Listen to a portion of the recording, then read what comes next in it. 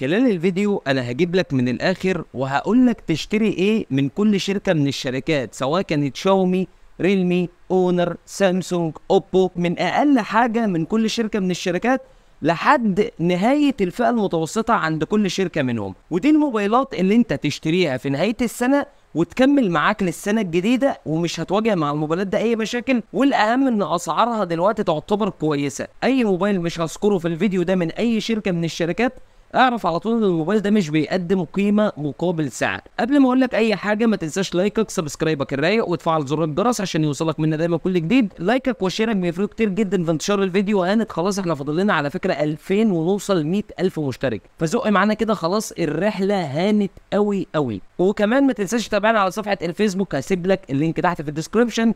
اما دلوقتي بقى خلينا نخش في تفاصيل الفيديو.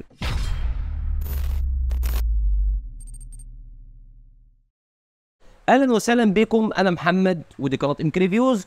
وخلينا مبدئيا نبدا مع شركه ريلمي. اول موبايل انصحك ان انت تبدا بيه لو عايز تمسك حاجه كويسه من ريلمي ومش معاك فلوس كتير، فعندك الريلمي سي 51. ده اقل حاجه ممكن تتعامل معاها. سوفت وير ريلمي مستقر خفيف ما فيهوش اي مشكله، مع المعالج التي 612. وطبعا مش احلى حاجه في الحياه ومش اقوى حاجه انت ممكن تتعامل معاها، ولكن الموبايل في المعقول. بس خد بالك ان الموبايل ده مش لتجربه الالعاب، هو سعره مش عالي، سعره 4900 جنيه للنسخه ال 428. بس المميز هنا انك بتاخد شاحن 33 واط، بتاخد شاشه اي بي اس 90 هرتز اتش دي بلس كويسه هتمشي معاك الحال، وكاميرا اساسيه خلفيه كويسه لو عايز تاخد صور في الاضاءه العاليه، او حتى كاميرا اماميه يعني تمشي حالك بالتصوير، هتمشي حالك مع الموبايل ده. بس زي ما قلت لك ميزته ال 33 واط في فئته، عمرك ما هتلاقي موبايل من اي حتى شركه تانيه بيقدم سرعه الشحن دي. لو انت معاك انك تزود شويه من ريلمي فانصحك بالريلمي سي 65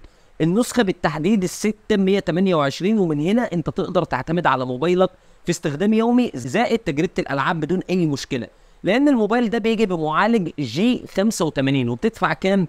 بتدفع من 6300 ل 6400 على حسب، في ناس بتباعها ب 6300، في ناس بتباعها ب 6400. النسخه ال 628 ايه بقى اللي انا باخده زياده عن السي 51؟ بتاخد شاحن 45 واط بدل الشحن ال 33 واط، بتاخد شاشه من وجهه نظري اشيك وعصريه اكتر لسنه 2025 بالهول بنش، حافه سفليه مقبوله، هي نفس الاي بي اس، نفس ال 90 هرتز، نفس الاتش دي بلس، ولكنها اسطع شويه. وفي نفس الوقت بتاخد معالج اقوى يعتمد عليه اكتر، ولو عايز تلعب هتقدر تلعب هنا بدون اي مشكله. واكيد بتاخد 6 جيجا بايت رام مش 4 جيجا بايت رام، وكاميرا خلفيه افضل وكاميرا اماميه افضل، يعني بتاخد شويه تحسينات كويسه في مقابل انك بتدفع 1400 جنيه زياده. وده تاني حاجه لو انت عايز تطلع لها من ريلمي عشان تحس فعلا بالقيمه مقابل سعر. انا قادر ان ازود شويه من ريلمي واوصل لفئه من 7 ل 8000 جنيه، وهنا عندي اختيارين من وجهه نظري هم احسن اختيارين دلوقتي كقيمه مقابل سعر: ريلمي 12 اكس والنسخه ال 628. عشان ما حدش ينزل تحت في الكومنت ويقول لي النسخه ال8، لا انا بتكلم عن النسخه ال 128 مش النسخه ال 256 جيجا. طب ايه اللي بيميز الموبايل ده؟ المعالج. انت هنا بتاخد معالج يعتمد عليه 3 4 سنين بدون اي مشكله، دايمنستي 6100 بلس، وبتاخد 628 مع سوفت وير سلس تقدر تلعب مفيش اي مشكله، وفي نفس الوقت تجربه سلسه قوي مع الشاشه الاي بي اس ال 120 هرتز اللي برضه بتيجي بالهول بانش وحافه سفليه مقبوله، وبتاخد كاميرا اساسيه محترمه. فرق فعلا محترم ما بينه وما بين الريلمي سي 65 كتجربه كاميرا اساسيه خلفيه. بس كالعاده ما فيش كاميرا الترا وايد، واغلب موبايلات الريلمي في الفئه الاقتصاديه ما فيهاش كاميرا الترا وايد خالص. في بقى مشكله في الريلمي 12 اكس ممكن ما تعجبكش، ان الشاحن اللي بيجي معاه 15 واط، لكن انت مع السي 65 كنت بتدفع 6300 وبتاخد 45 واط، وبرضه ما زلت بتاخد اتش دي بلس في الشاشه، مفيش فول اتش دي بلس. لو انت بقى مش غاوي العاب فيجي الموبايل المثالي من وجهه نظري من ريلمي كقيمه مقابل سعر من 7 ل 8 هو ريلمي سي 67. حاول تدور على الموبايل ده لو انت مش جيمر ومش عايز تلعب، مش عايز اعلى اعدادات ومش عايز توصل لاعدادات عاليه في الالعاب. ده احسن من وجهه نظري في الريلمي 12 اكس كتوليف على بعضها، لانك بتاخد شاشه اي بي اس فول اتش دي بلس 90 هرتز، سطوعها بيوصل ل 950 نتس، بتاخد معالج كويس من وجهه نظري سناب دراجون 685 ناشط جدا في الاستخدام اليومي، ولكن تجربه الالعاب هي اللي اقل شويه من الدايمنستي 6100 بلس. بتاخد كاميرا اساسيه ممتازه 108 ميجا بكسل، بتطلع تفاصيل كويسه في الصور، كاميرا اماميه حلوه، سماعات ستيريو، توليفه تعتبر كويسه، انت صعب تلاقي زيها من ريلمي فئتها السعريه، بس بتتنازل زي ما قلت لك على فكره المعالج، وبتاخد شاحن في المتناول 33 واط شاحن ادمي تقدر تعتمد عليه. انا معايا ازود اكتر من ريلمي فنوصل هنا لفئه مثلا 9000 جنيه، يجي دور ريلمي 12 النسخه ال 4 جي. وركز معايا، لا 5 جي ولا اي حاجه، انا بقول النسخه ال 4 جي. اللي بيميز الموبايل ده من وجهه نظري او ايه اللي انت هتاخده، هتاخد نفس المعالج اللي كان موجود في الريلمي سي 67 بس مع شاشه احلى اموليد 120 هرتز فول اتش دي بلس، جايه بالهول بانش حافه سفليه من اصغر ما يكون. الشاشه دي سطوعها 2000 نت، وكاميرا خلفيه ارقى واحلى، وكاميرا اماميه احلى، وكمان بتاخد 67 واط شاحن سريع، وبتحتفظ بكل الحاجات اللي كانت موجوده في السي 67 واهمهم السماعات الاستيريو. انا معايا ان انا ازود شويه واجيب موبايلات من ريلمي في الفئه المتوسطه، فهم 3 اختيارات من وجهه نظري من ريلمي دلوقتي تدور عليهم في الفئه المتوسطه. اولهم اللي هو في حدود ال 13000 جنيه ريلمي 12 بلس، هو صفاته ممتازه، دايمنستي 7050 بتاخد طبعا فرق لاننا طلعنا بقى للفئه المتوسطه، شاحن 67 واط، سماعات ستيريو، ميكروفون سنه والعزل الضوضاء، ان اف سي، مدخل 3.5 مللي، وده الموبايل الوحيد على فكره عند ريلمي اللي بيدي لك مدخل 3.5 مللي في الفئه المتوسطه، مع شاشه قويه اموليد 120 هرتز فول اتش دي بلس 2000 نتس، تجربه كاميرات خطيره. الموبايل ده بيدي لك صور بورتريه قويه جدا جدا، ومن هنا انت تقدر تعتمد على موبايلك فعلا في انتاج المحتوى. لو عايز تعمل موبايلك محتوى هتتبسط جدا مع الريلمي 12 بلس. قادر انك تزود شويه وعايز تعلى من ريلمي، فيجي دور ريلمي 12 برو في حدود تقريبا ال 15800 دلوقتي، لان النسخه ال 12 جيجا بايت رام 512 جيجا ذاكره تخزينيه. وخد بالك انت هنا بتاخد نص تيرا من ريلمي.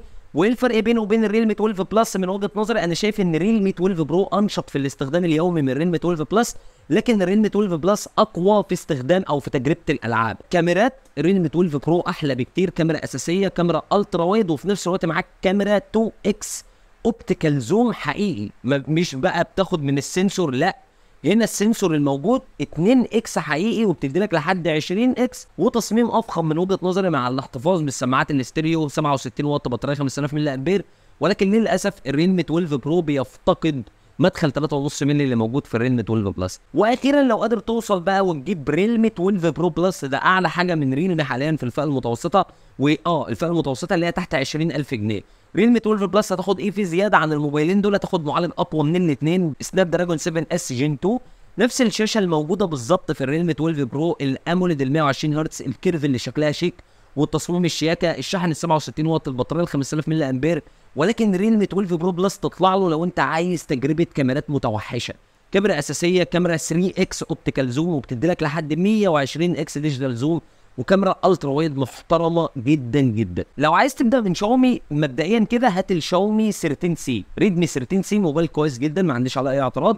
وركز على النسخه ال 628 اللي ب 5800، سعر يعتبر كويس، بتاخد هنا جي 85 مع 628، شاشه اي بي اس اتش دي بلس 90 هرتز كويسه، كاميرا اساسيه كويسه، وكاميرا اماميه كويسه تمشي الحال. ولكن عيبه ان هنا من شاومي انت لسه ما بتاخدش شاحن سريع، الشاحن هنا 18 واط، ولكن الشاحن اللي بيجي لك في العلبه 10 واط بس، ده لو انت عايز تمشي دنيتك من شاومي. قادر تطلع شويه تجيب ريدمي 12 من شاومي، موبايل محترم، النسخه 828 منه ب 6.5، فهتزود حوالي 800 900 جنيه زياده، بس هتاخد تصميم افخم من الازاز ظهر، والفريم من البلاستيك، كاميرا اساسيه خلفيه احلى، شاشه شكلها اشيك بالهول بنش، وحافه سفليه صغيره، والشاشه هنا 90 هرتز فول اتش دي بلس اي بي اس مش اتش دي بلس زي الريدمي 13 سي، ومعالج اقوى جي 88، فبتاخد تجربه محترمه احسن من وجهه نظري. وقادر انك تزود اكتر من شاومي فتطلع للريدمي نوت 13، وهنا بتوصل لحد 8000 جنيه او 8200 جنيه النسخه 8 256، او ممكن تجيب النسخه ال 628 ب 7800 او ب 7900. هنا بقى انت بتبدا تاخد شاشه اموليد فول اتش دي بلس 1800 نتس، الشاشه بول بانش وحافه سفليه صغيره جدا، سماعات ستيريو، شاحن 33 واط، معالج كويس جدا السناب دراجون 685.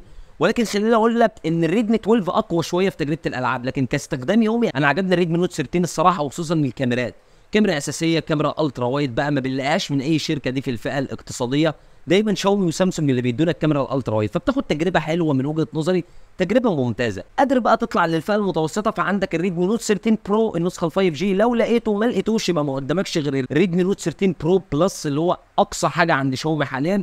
ولو انت قادر انك تزود وبتحب الالعاب قوي، انصحك بالبوكو اف 6. ريدمي نوت 13 برو النسخه 5 جي هو افضل اختيار ليك لو لقيته في فئه 13 14000 جنيه، سناب دراجون 7 اس جين 2، معالج قوي، شاحن 67 واط، شاشه قويه جدا نفس الشاشه الموجوده بالظبط في الريدمي نوت 13 برو بلس الممتازه ال 1.5 كي 1800 نتس الاموليد ال 120 هرتز. شاشه خطيره الصراحه، وكاميرات ممتازه مع كاميرا اساسيه وكاميرا الترا وايد، فهو موبايل حلو جدا بالسماعات الاستيريو بمدخل 3.5 مني بكل حاجه موجوده فيه. ما لقيتوش يبقى الريدمي نوت 13 برو بلس هتزود شويه تطلع ل 17، هتبدا ان انت تاخد شاشه كيرف شكلها اشيك كدعم مقاومه الغبار والميه. ما عجبنيش قوي في تجربه الكاميرات الصراحه ريدمي نوت 13 برو بلس عشان فئته السعريه، يعني الريدمي نوت 13 برو النسخه 5 جي قوي جدا على فئته في الكاميرات، لكن ريدمي نوت 13 برو بلس انا ما خدتش حاجات ترتقي ان انا ادفع 17 18 الف جنيه، فده يمكن ما انصحش بيه قوي. لو انت عايز بقى حاجه تستثمر فيها كاداء ومش بتدور على الكاميرات من شاومي، فتجيب البوكو اف 6، موبايل قوي جدا جدا جدا. اقوى معالج في الفئه المتوسطه موجود فيه السناب دراجون 8 اس جين 3. انا عايز اقول لك ان بقيه الشركات الثانيه بتقدم المعالج ده في فئه 27 و28 الف جنيه، شاومي مقدمه لك هنا في فئه ال 20.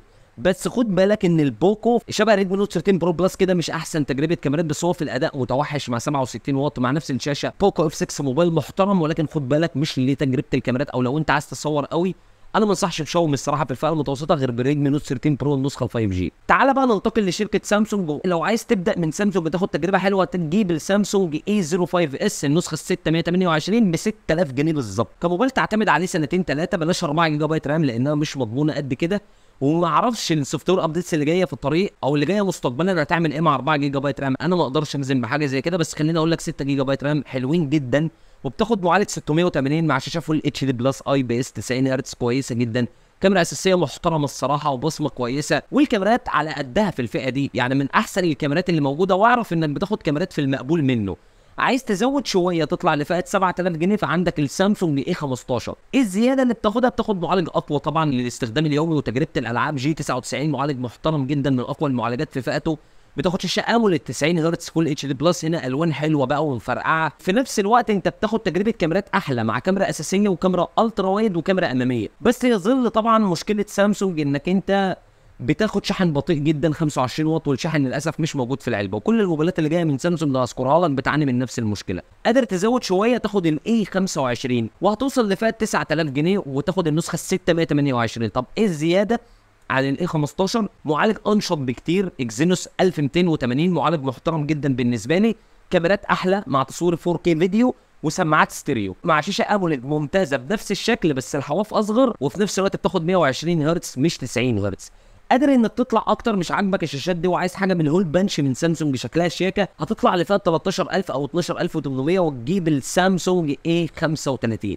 هنا انت بتاخد شاشه محترمه شكلها اشيك عصري اكتر، 120 هرتز فول اتش دي بلس 1000 نتس برضه اموليد، بتاخد معالج انشط شويه حلوين الاكزينوس 1380، نفس تصوير ال 4K بس بكاميرات احلى وبتدي لك الوان ممتازه. انا بصنفه من احلى الكاميرات حرفيا في الفئه المتوسطه الاي 35 كتجربه كاميرا اساسيه وكاميرا الترا وايد مع سماعات ستيريو وبقيه الحاجات الثانيه، كل حاجه ممتازه. والاهم انك من هنا بتبدا تاخد ظهر من الازاز وبتبدا تاخد دعم مقاومه الغبار والميه، بس خد بالك الفريم هنا من البلاستيك. قادر انك تزود شويتين تجيب الاي 55 من سامسونج، وخصوصا ان سعره عمال بيتحرق اليومين دول، الموبايل حاليا وصل ل 15800 او 16000 جنيه تقريبا، يعني مش هتزود كتير على سعر الاي 35، وخصوصا ان الاي 35 8128 لكن الاي 55 السعر المحروق ده للنسخه 8256. اللي بتاخده احلى معالج محترم جدا اكزينوس 1480، فرق قوي فعلا بينه وبين ال 1380، كاميرات احلى من وجهه نظري، بس الكاميرا الاماميه في الاي 35 احلى بصراحه، تصوير فيديو 4K محترم اكتر، ولو انت عايز تقدم بيه محتوى هتبقى مبسوط جدا. تصميم افخم، ازاز مع معدن بقى للفريم ودعم قوه الغبار والميه، انت بتاخد موبايل شياكه اكتر،